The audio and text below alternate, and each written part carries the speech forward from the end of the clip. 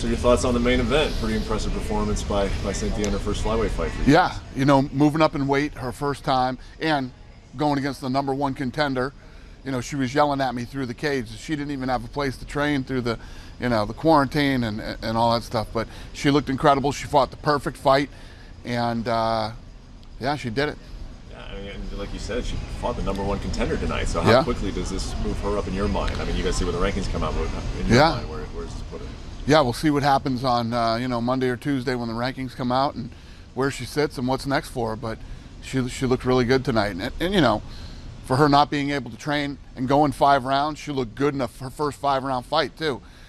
She looked strong in the last round. She didn't sit down between the 4th and 5th. I didn't notice if she sat down in the other rounds, but I did notice her not sitting down between the 4th and 5th. So you know, she looked really good tonight. She couldn't have fought a better fight. Well, it does bring up just this question of how do you want to, you as a promoter, you've been around you've been around for this whole thing. How do you want, Anderson Silva says he has 2 fights left. What are you trying to get, I guess, out of Anderson Silva? I don't know. I honestly don't know what to do with his last 2 fights. You know, when Anderson's really ready to fight, we'll sit down and we'll look at it and figure out what we think makes sense for him next. You know, there's a lot of things in the decision-making process with an Anderson Silva. You know, his age, what he gets paid, you know, all that stuff's important. Who's got the leverage with Dana White, Ariel? Let's start with Bones Jones. Does he have leverage? I mean, he has leverage because he's the light heavyweight champion of the UFC. You know, there is a theory out there that he's becoming very vocal right now because he knows that maybe the end is near. Maybe he doesn't want to fight as much in the near future. And I think he lost his last fight to Dominic Reyes. But, you know, hard to argue with what he's saying in terms of the fact that he's been so dominant for so long. He's been the light heavyweight champion for 9 years now.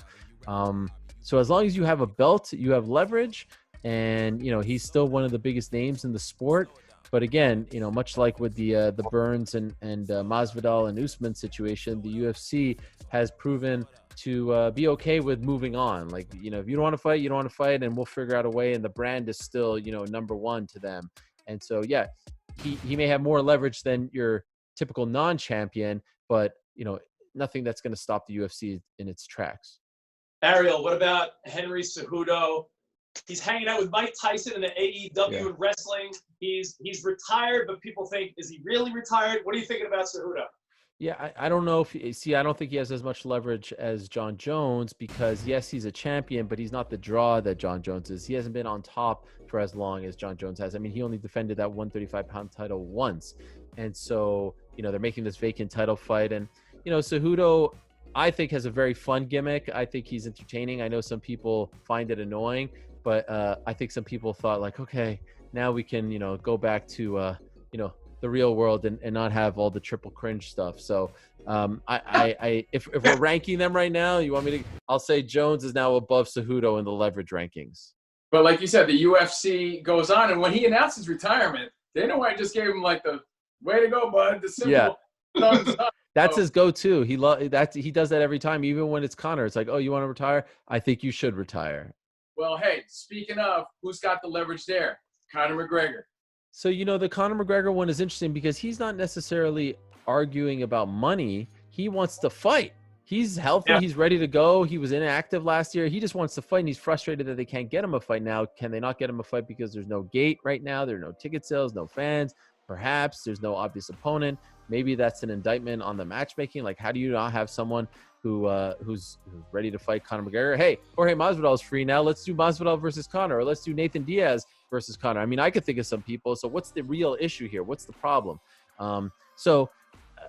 Again, you know, Conor doesn't have a belt, so he's not necessarily holding up a division, although he is bigger than any belt. But, you know, they went a whole year without Conor fighting for them. You know, last year he didn't fight once. 2019, he didn't fight once. So tough one, but believe it or not, so now I'd go John, Conor, Cejudo. Massive, massive, massive gap between Cejudo and Conor. But because John has that title, there's more leverage. Now it is a great pleasure to be joined by the reigning, defending UFC middleweight champion, the one and only Israel Adesanya, kind enough to join us from Auckland, New Zealand.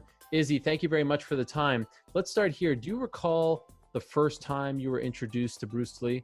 I wouldn't say I recall the first time, but I remember as a kid, you know, those old box TVs, watching him. Now, I didn't know what it was back then. I was just like, this is cool. This guy's just fighting and f***ing everyone up. I think it was Sister Fury, if I believe. That's the movie where he was just like messing dudes up and shit. But yeah, it was intriguing. When he blew up worldwide. He influenced a whole generation into learning martial arts and showed them a different way almost. You know, like Bruce Lee was up there. He was the guy that all the kids, like I said, wanted to try and be like. And we didn't even know it because we already learned it from other people as well. Like for me, Jackie Chan was a guy that really inspired me and I could really relate to. But guess who inspired him? Bruce Lee. So we were doing things already generationally that he's already like, he's inspired the people who inspired us, put it that way. You spent some years in China, right? You lived there, you fought there. Did you ever come across any Bruce Lee? Name, I think in Chinese is Ni Xiaolong, if I remember. Ni Xiaolong, I'm pretty sure that's his name in Chinese. My first time in Hong Kong, I went to the statue and I still have a picture deep in my Instagram scrolls. Wow. Me doing the exact same pose. Where he wasn't, that statue was in Hong Kong. A lot of people believe that he is one of the founding fathers of MMA, even though MMA came about 20 years after. Do you subscribe to that theory as well? Yeah, 100%. Like exactly what you said, martial arts. We have mixed martial arts. At the end of the day, art is subjective, you know? What's beautiful to you might be ugly to me. What's useful for you might not be useful for me. That's even initially why I decided to pursue MMA. I felt like I had to learn all the different styles I can of martial arts, and I still am. And in that way, I pick and choose what is useful. Like he has a quote as well that learn everything, but then apply what's useful to you. I'm just down to learn, and I feel like he started that. He was the first guy to break those barriers and not just be like, oh, Kung Fu is the best. No, Jeet Kune Do is the best. Taekwondo is the best. Boxing. Like he tried everything, including ground fighting as well. So definitely I subscribe to the theory that he is the godfather of mixed martial arts. I know this is a tough question to answer, but how do you think he would have done in the UFC as an MMA fighter? I played the game. Now, as a UFC fighter, he would probably like, I think featherweight, bantamweight. Back then, he would have done very well. This day and age, this day and age, if he was born around this time, I think he'd do very well because of this, because of the way he thinks and because of his philosophy of martial arts. But if he was born in this era and if he studied and came up in this era, I think he'd be a motherfucker, man. Ultimately, what do you think is his legacy? For the world, I don't know. But for me, always keep learning, keep questioning, keep asking why. That speech when it does the, you know, be formless, shapeless, like water. Yeah. Like it's so theatric and it just gets you into this like groove and you're like, yes. I don't know how to describe it, but like when he says it's like water, I know what he means. Cause I'm like, yes. And even when he's talking, when it was explained, he was speaking like water.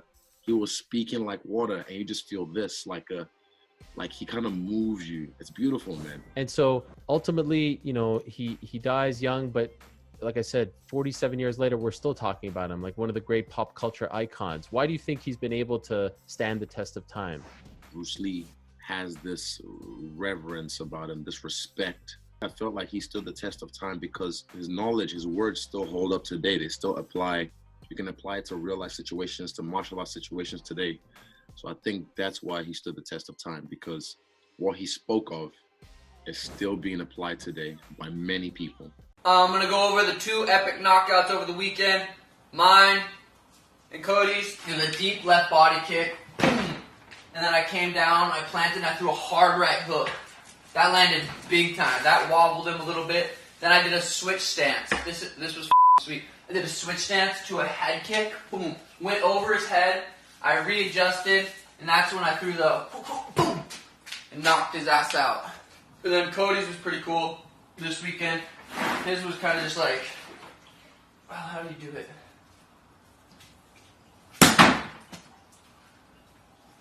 So that was pretty cool. I don't know, there's levels to striking.